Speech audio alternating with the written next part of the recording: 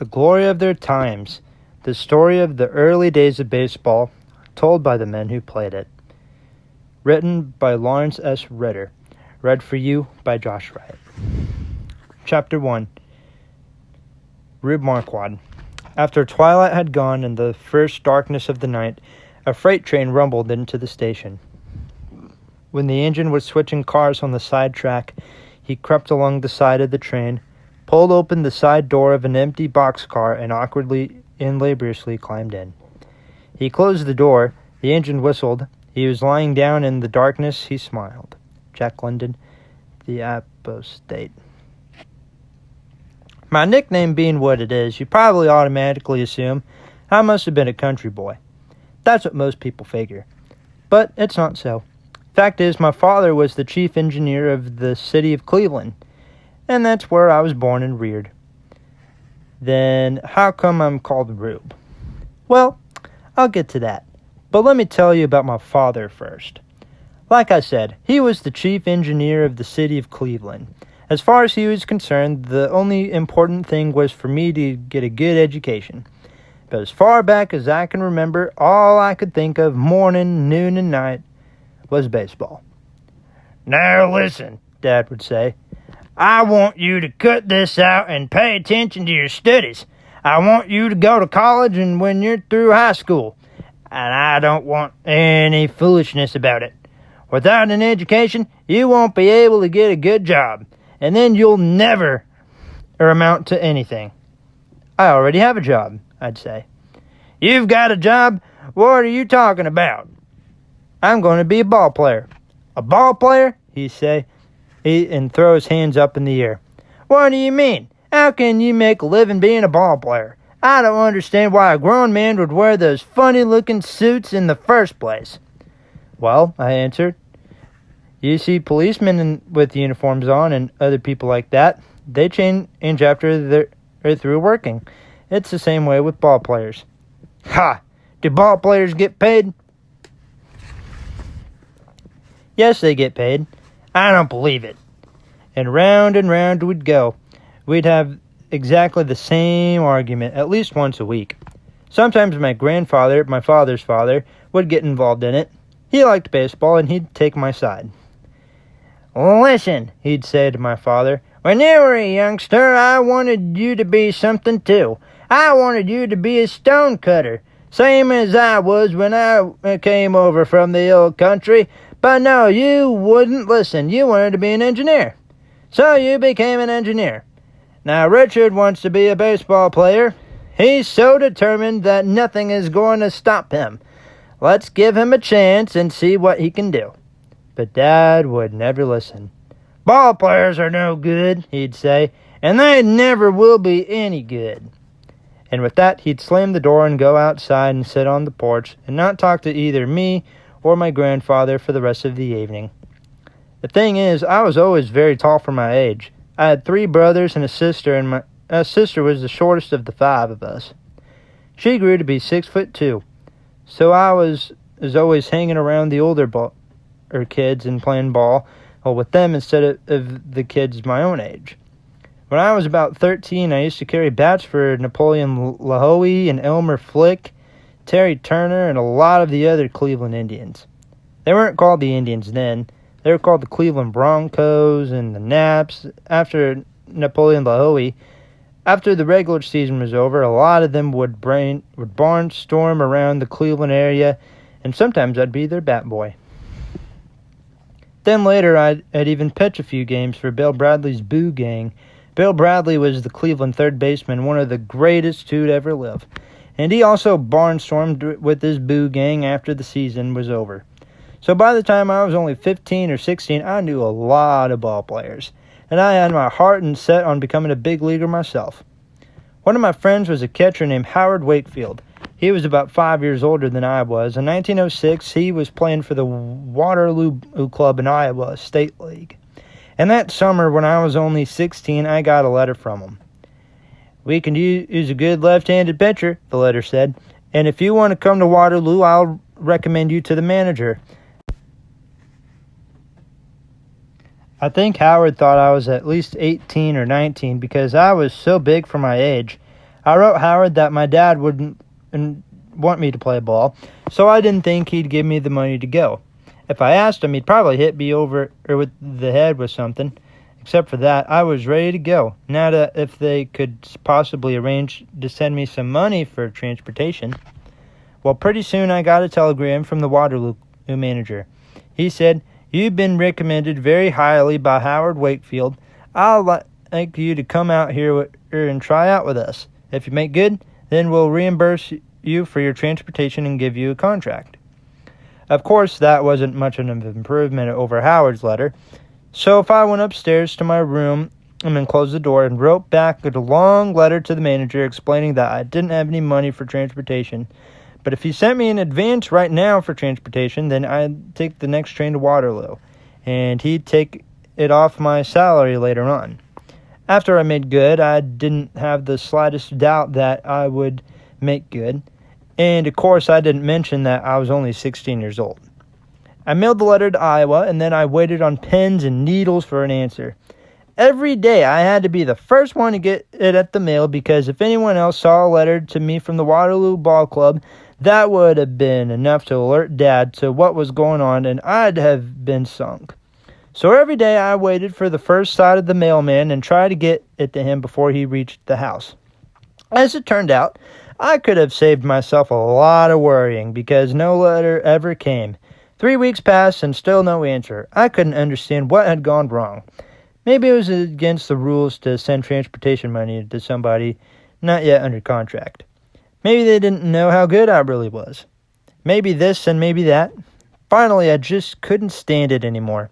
I gave some excuse to my folks about where I was going, like on an overnight camping trip with the Boy Scouts, and I took off for Waterloo, Iowa on my own. From Cleveland, Ohio, I bummed my way to Waterloo, Iowa. I was 16 years old and I'd never been away from home before. It took me 5 days and 5 nights riding freight trains, sleeping in open fields, hitching rides any way I could. My money ran out on the 3rd day, and after that I ate when and how I could. Finally, though, I arrived at my destination.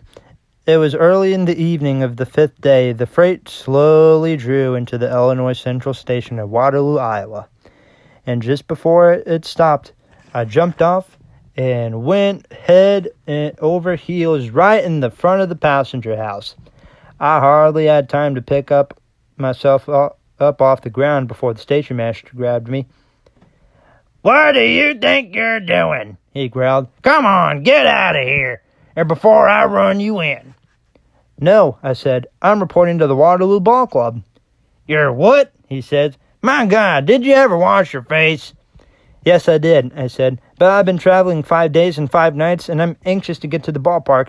Where do the ball players hang out around?" "At the smoke shop," he'd said. "Down the street and about a half a mile. If you walk down there, probably whoever you're looking for will be there." So I thanked him and told him I'd see that he'd get a free pass to the ball game as soon as I got settled, and started off for the smoke shop. Turned out that 2 brothers owned the smoke shop, and they also owned the ball club. One of them was behind the counter when I walked in. He looked at me and let out a roar. "What are you doing here?" he yelled. "This is a respectable place. Get out of here." "Wait a minute," I said. "I got a telegram from the manager of the ball club to report here, and if I make good, I'll get a contract." "Are you kidding?" he said. "Who in the world had ever recommended you?" "Howard Wakefield did." "Well, he said. "Wakefield is in the back shooting billiards. We'll soon settle this." "I'd like to go back and see him," I said. "Don't you go back there," he shouted. "You'll drive some of everybody out. Did you ever take a bath?" "Of course I did," I said. "But I've bummed my way here, and I haven't had a chance to clean up yet." So he called to the back, and in a minute, and out came Howard. "Holy cripes," he said. "What happened to you?" I was explaining it to him when it came Mr. Frisbee, the manager, and I was introduced to him. "I received your telegram," I said. "I didn't have enough money to come first class or anything like that, but here I am. Keough Cook is here tomorrow," he said, "and we'll pitch you." Tomorrow? You don't want me to pitch tomorrow? After what I've been through? Tomorrow or never, young fellow. All right, I said. But could I have $5 in advance so I can get a clean shirt or something? After the game tomorrow, he said, and walked away. So Howard took me to his rooming house, and I cleaned up there and had something to eat, and they let me sleep on an extra cot they had. The next day, we went out to the ballpark, and I was introduced to the players and given a uniform that was too small for me. The Keokuk team was shagging balls while I warmed up. They kept making comments about green rookies and bushers and how they'd knock me out of the box in the first inning. Oh, I felt terrible. I had an awful headache and I was exhausted. But I was determined to show them that I could make good. And out I went there and won that game 6-1. Well, that I felt sure I'd be offered a contract. So after the game, I went to Mr. Frisbee and said, well, I showed you I could deliver the goods. Can we talk about a contract now? Oh, he said, Keokuk is in last place. Wait until Oskaloosa comes in this weekend. They're in second place. They're a tough team, and if you can beat them, then we'll talk. Can I get any money, any advance money on my contract? I asked him. You haven't got a contract, he said. All right, I said, and I didn't say another word. That evening, I didn't say anything to anybody, but when I got dark, I went down to the railroad station, and the same station master was there. Hey, he said, you pitched a fine game today. I was there, and you did a great job. What are you doing back here? Did you come to give me that free ticket you promised me? No, I'm sorry, I said. I'm going back home to Cleveland, and I want to know what a time of freight comes by, and I explained to him everything that had happened. He was very nice to me, and after we talked a while, he said, look, this train comes in at 1 o'clock in the morning, and the engine unhooks and goes down to the water tower. When it does, you sneak into the baggage compartment, and meanwhile, I'll talk to the baggage man before the engine gets hooked up again, and then when the train pulls out and is about 5 miles out of town, he'll open the baggage door and let you out. So that all happened, and when we were 5 miles out of town, the door opened and the baggage man appeared. I talked with him all the way to Chicago, and as we got close to the yards, he said to me, okay, you better get ready to jump now. There are a lot of detectives around here, and if you're not careful, they'll grab you and throw you in jail. So once you get on the ground, don't hesitate. Beat it away from here as fast as you can. The baggage man must have told the engineer about me because we slowed down to a crawl just before we approached the Chicago yards and off. I jumped. I got out of there quick and took off down the street. I don't know what street it was, and I'm not sure where I was headed. But I do remember that I was awfully tired. It was the middle of the morning, and I had hardly slept a wink the night before. I'd walk about 3 or 4 blocks when I passed by a fire engine house. Evidently, all the firemen were out at a fire because the place was empty. I was tired, so I went in and sat down. Well, they had a big bellied iron stove in there, and it was warm, and I guess I must have fallen asleep because the next thing I knew, a couple firemen were shaking me and doing everything they could to wake me up. They called me a bum and a lot of other names and told me to get out of there or they'd have me thrown in jail. I'm no bum, I said. I'm a ball player. What, you a ball player? Where did you play? So I told them Cleveland, around the Sandlots, and in Waterloo, Iowa, too. I told them I'm all about it. They still didn't really believe me. They asked me, did I know Three-Fingered Brown, Tinker, Evers, Chance, and all those fellows? No, I said, I don't know them, but someday I'll be playing with them or against them, because I'm going into the big leagues. Where are you going now? They asked me. Back home to Cleveland. Have you got any money? No. So they got up a little pool of about $5 and said, well, on your way and used this to get something to eat. I thanked them and I left. I told them that someday I'd be back. When I get to the big leagues, I said, I'm coming out to visit at you when we get to Chicago. And home I went. I played around home all the rest of that summer, and the next summer, 1907, I got a job with the ice cream company in Cleveland. I made $25 a week, $15 for checking in the cans on the truck that would take the ice cream away, and $10 a Sunday when I pitched for the company team. It was a good team. We played the best semi-pro clubs in the Cleveland area, and I beat them all. I was only 17, but I hardly lost a game. Then one day I got a postal card from the Cleveland Ball Club asking me to come in and talk to them. Mr. Kilfoyle and Mr. Somers, the owners of the clubs, wanted me to see me. My dad saw the card. I see you still want to be a ball player, he said. Yes, I do. And I'm going to be a great one, too. You wait and see. Someday you're going to be proud of me. Yeah, he said. Proud of nothing. But I went to the Cleveland Club's office anyway, and Mr. Kilfoyle and Mr. Somers were both there. I received your card, I said. You know, you got me in a little jam. My dad doesn't want me to be a ball player. Don't you worry, Mr. Kilfoyle said. After you sign with us and get into the big leagues, he'll think differently about it. Well, I said, I'm not signing with you or anybody else until I hear what you're offering. I've been taken advantage of before, and it's not going to happen again. I know a lot of ball players, and they're always telling me not to sign with anybody unless I get a good salary. They all tell me you better get it when you're young, 'cause you sure won't get it when you're old. That's a lot of nonsense, Mr. Kilfoyle said. Don't you worry, we'll treat you right. We'll give you $100 a month. That's a wonderful offer. I think you'll be overpaid, Mr. Somers said. I don't think that's so wonderful, I said. And as for being overpaid, I get that much right now from the ice cream company. In addition, I get to eat all the ice cream I want. They wouldn't increase their price, and I wouldn't reduce mine. So I left and went home. On the way home, though, I stopped in the sports getting store at 724 Prospect Avenue. It was owned by Bill Bradley and Charlie Carr, and it was a popular hangout for ball players.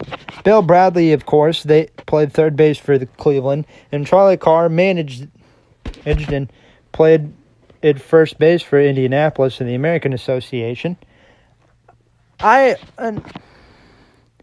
When I walked in the door, Bill Bradley said, "Hello, big leaguer. I understand the boss wants you to sign up."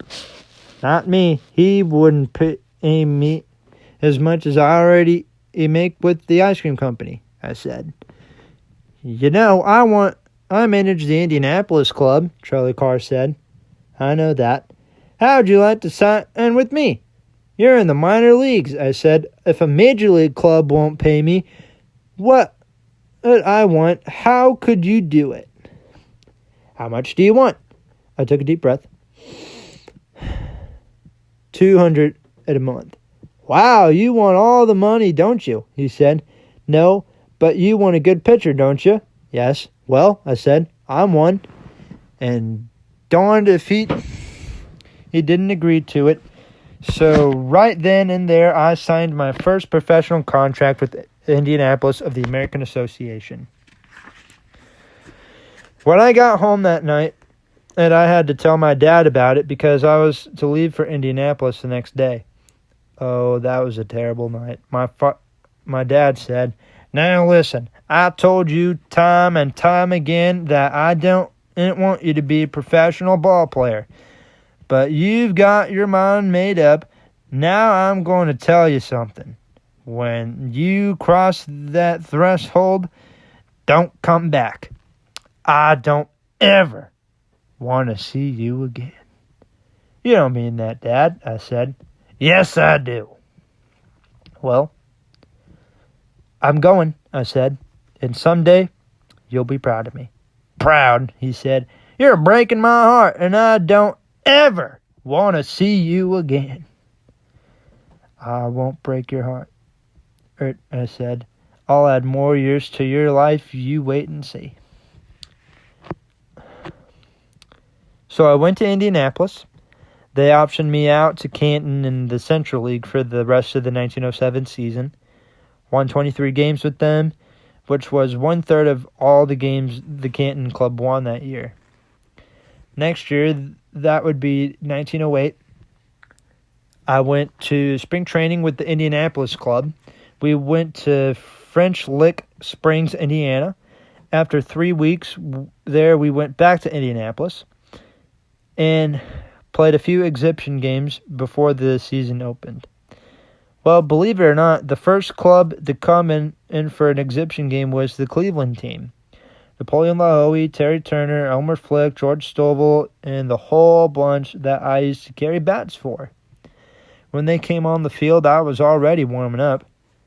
"Hey, what are you doing here?" a couple of them yelled at me. "Are you the bat boy here?" "No," I said. "I'm a pitcher." "You a pitcher? What do you think? Ain't you kidding?" "Just ask Bill Bradley. He was there when I signed my first contract. You'll see. I'm going to pitch against you guys today, and I'm going to beat you too." "Beat us, Bushers, or you couldn't eat a drum." So then Bill Bradley came over and said hello. As he was leaving, he said, "Richard, you're a nice boy, so I want to give you some advice before today's game. Be careful of the Frenchmen," he meant Napoleon Lahoe. He said, "The Frenchman is a very sharp, and he's been hitting terrific line drives this past week. He's almost killed 3 or 4 of our own pitchers in practice, so there's no telling what he'll do in a real game, even if it's just an exhibition game." I thanked him, of course, and went back to warming up. Well, I pitched the whole 9 innings and beat him 2-0. Lahoe got 2 hits off me, and I think George Stovall got a couple, but besides that, I shut him out. And I wasn't killed either. The night Charlie Carr called me over. "You know," he said, "a funny thing just happened. Mr. Somers, the owner of the Cleveland Club, just came over to my hotel room and wanted to buy you. He offered me $3,500 for your contract with an understanding that you'd stay here all season to get more experience, and then you would join the Cleveland Club next year." "Charlie," I said, "if you sell me to Mr. Somers, I'm going right back to the ice cream company. He'd have first chance to get me, and he wouldn't give me what I deserved. I won't play for Cleveland no matter what." "Okay," he said. "Don't worry. I won't sell you. Later on, I'll be able to sell you for a lot more money anyway." On opening day in Kansas City was at Indianapolis. I pitched the game, and I won 2-1. And that evening, the story in the Indianapolis Star read like this: "The American Association season opened up today, and it was a beautiful game between 2 fine teams. Each had great pitching, with an 18-year-old right-hander pitching for Kansas City, with an 18-year-old left-hander for the home team.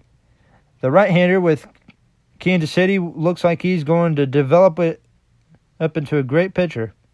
They call him Smokey Joe Wood. But we have a left-hander with Indianapolis who's going places too. He resembles one of the great left-handed pitchers of all time, Rube Waddle." And from that day on, they nicknamed me Rube.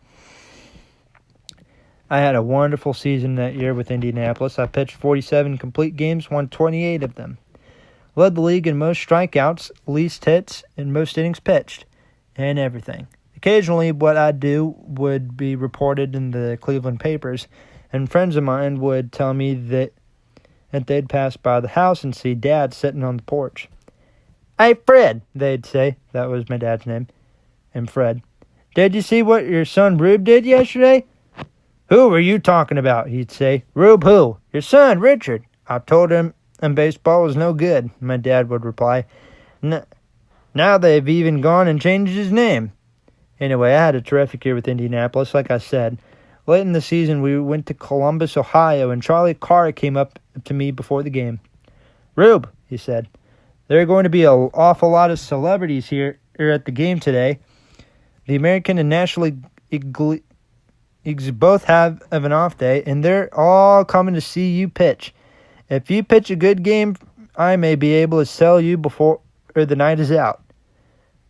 "For how much?" I'd ask. "I don't know," he said, "but a lot. It depends on what kind of game you pitch." "Will you cut me in?" "No, I won't," he said.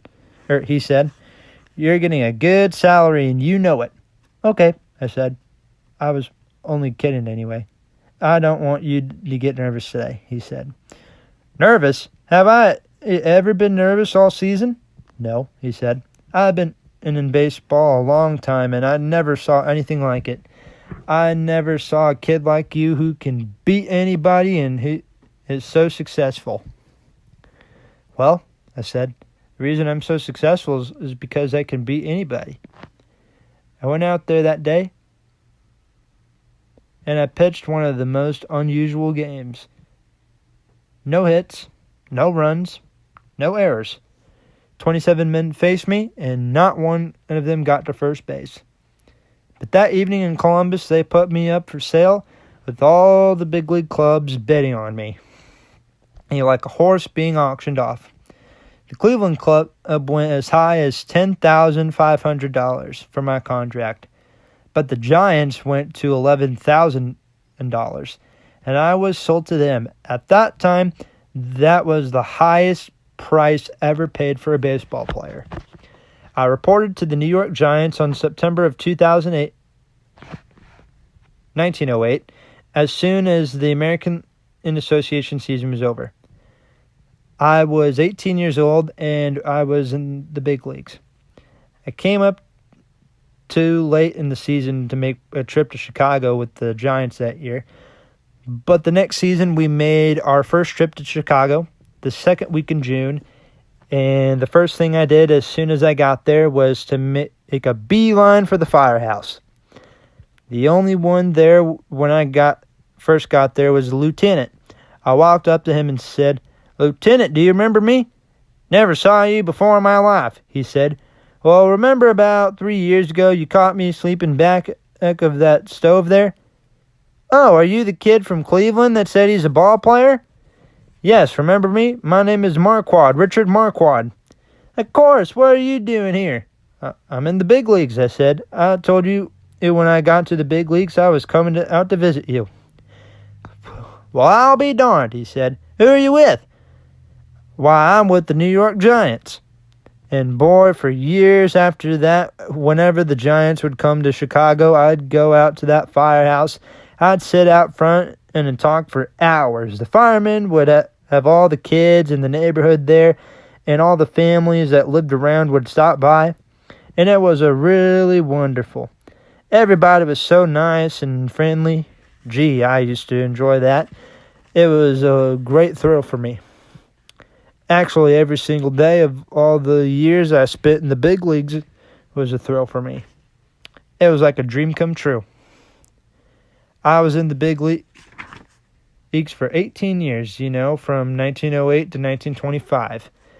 I was with the Giants until 1915, the Dodgers for 5 years after that, Cincinnati for 1, and then with the Boston Braves for 4.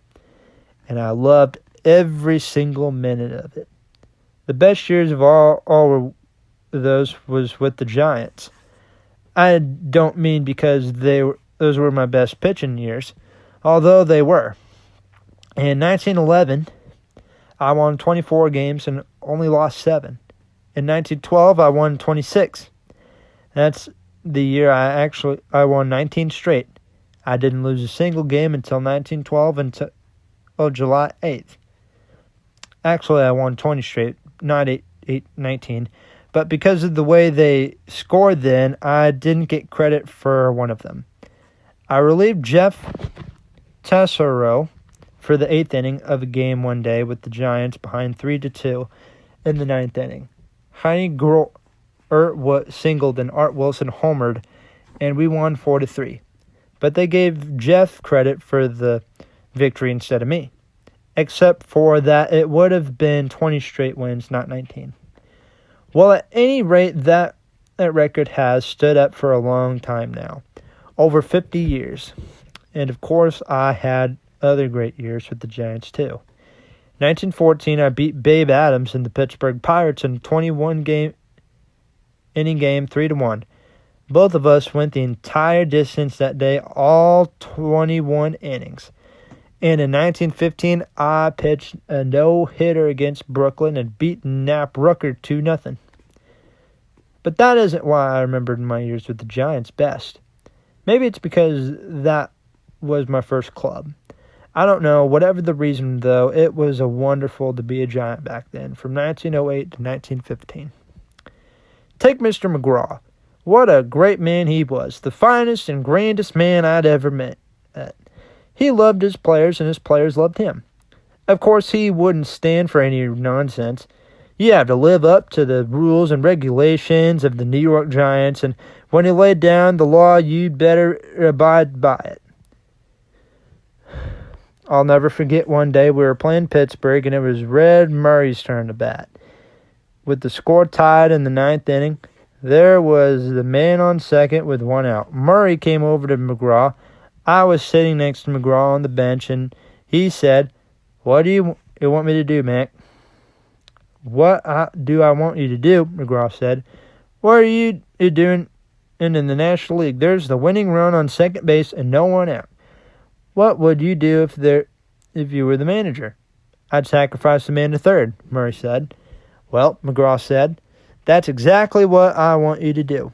So Murray went up to the plate to bunt. After he got into the batter's box, though, he backed out and looked over at McGraw again. McGraw poked his elbow in my ribs. "Look at that so-and-so," he said. "He told me what he should do, and I told him what he should do. And now he's undecided." I bet he forgot from the bench to the plate. Now, in those days, and I guess it's the same now, when a man was up there to bunt, the pitcher would try to keep the ball high and tight. Well, it so happened that Red was a high ball hitter. Howie Kamenetz was pitching for Pittsburgh. He wound up and came in the ball shoulder high. Murray took a terrific cut at it, and the ball went over the left field fence. It was a home run, and the game was over. Back in the clubhouse, Murray was happy as a lark. He was first into the showers, and out boomed his wonderful Irish tenor singing, "My Wild Irish Rose." When he came out to the shower and still singing, McGraw walked over and tapped him on the shoulder. All of us were watching out of the corner of our eyes because we knew the little round man, that's what we used to call McGraw, wouldn't let this one go by without saying something. "Murray, what did I tell you to do?" McGraw asked him. "You told me to bunt," Murray said, and not looking quite so happy anymore. "But you know what happened. Mac Kamenetz put one right in my gut, and I cowtailed it." "Where did you say he put it?" "Right in my gut," Murray says again. "Well," McGraw said, "I'm fining you $100, and you can try putting that one right in your gut, too." And off he went. Oh, God, I never laughed so much in my life. Murray never did live that down. Years later, something would happen, and we'd yell to Murray, "Hey, Red, is that right in your gut?" There were a lot of grand guys on that club. Christy Mathewson and Chief Myers and Larry Doyle, Fred Snodgrass, Al Bridwell, and Bugs Raymond. Bugs Raymond, what a terrific spitball pitcher he was. Bugs drank a lot, and sometimes it seemed like the more he drank, the better he pitched. They used to say he didn't spit on the ball. He blew his breath on it, and the ball would come up drunk. Actually, there was very little drinking in baseball in those days. Myself, I've never smoked or taken a drink in my life to this day. I always said you can't burn the candle at both ends. You want to be a ball player, be a ball player. If you want to go out and carry us and chase around, do that. But you can't do them both at once. Of course, we were on the road. We'd had a nightly 11 o'clock bed check. At 11 o'clock, we all had to be in our rooms, and the trainer would come around and check us off. We'd usually have a whole floor in a hotel, and we'd be two in a room. I always roomed with Matty all the while I was on the Giants. What a grand guy he was. The door would be wide open at 11 o'clock, and the trainer would come by with a board with all the names on it. He'd poke his head in. Matheson, Marquard, check. Unlock the door. Next room, check. Lock the door. As far as I was concerned, I never drank a drop, even when I was in show business. In 1912, I made a movie with Alice Joyce and Maurice Costello. And then I was in vaudeville for 3 years. Blossom Seeley and I, that's when she was my wife. It didn't work out, though. I asked her to quit the stage, and I told her I could give her everything she wanted. No.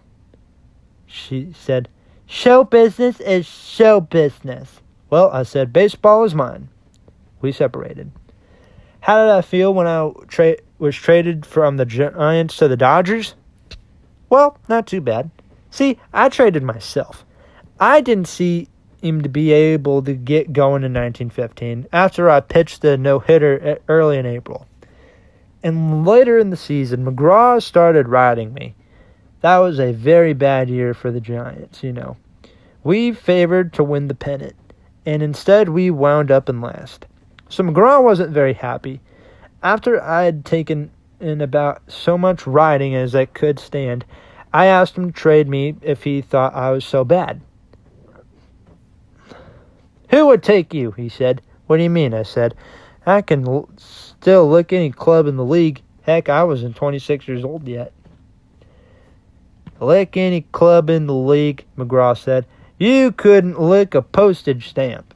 Give me a chance to trade myself then, I said. What would you sell me for?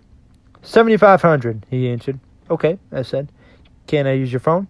Sure, he said. We were both pretty mad. So I got a hold of the operator and asked her to get me Wilbert Robinson, manager of the Brooklyn Club.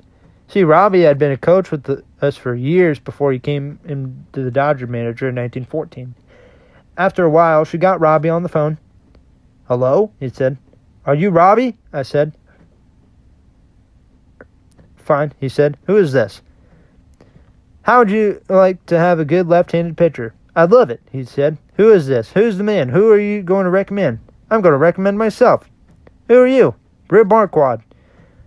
Oh, what are you kidding around for, Rube? He said. I'd have to go out on the field, and I don't have time to fool around. No, I'm serious, I said. McGraw is right here, and he said he'd sell me for $7,500. Do you want to talk to him? Of course I do, Robbie said. And right then and there, I was traded from the Giants to the Dodgers. And, of course, we, the Dodgers, that is, won the pennant the next year. And I had one of the best years I ever had. I think I had an earned run average of about 1.50 in 1916, and then we won the pennant again in 1920. So everything worked out pretty well. One day when I was pitching for Brooklyn, I pitched the first game of a doubleheader against Boston and beat them 1-0. I was in the clubhouse during the second game taking off my uniform when the clubhouse boy came in. Rube, he said, there's an elderly gentleman outside who wants to see you. He says he's your father from Cleveland. He's not my father, I said. My father wouldn't go across the street to see me. But you go out and get his autograph book and bring it in, and I'll bring it for him.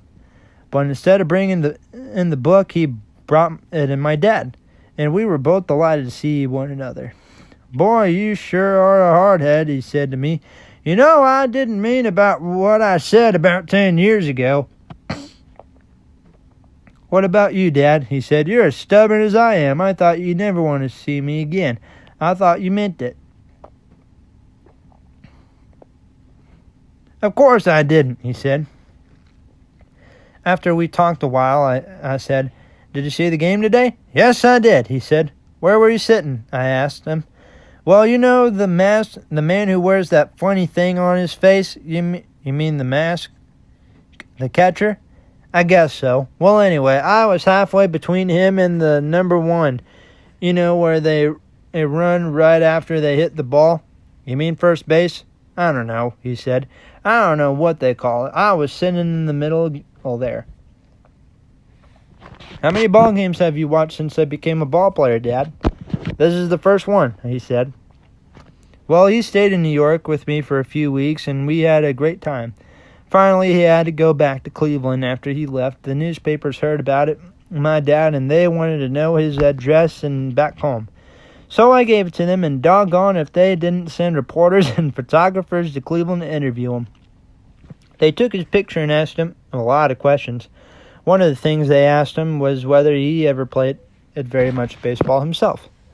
Oh, of course I did. When I was younger, he told them, I used to love to play baseball. I used to be a pitcher, just like my son like my son Rube. Are you proud of your son? They asked him. I certainly am, Dad said. Why shouldn't I be? He's a great baseball player, isn't he?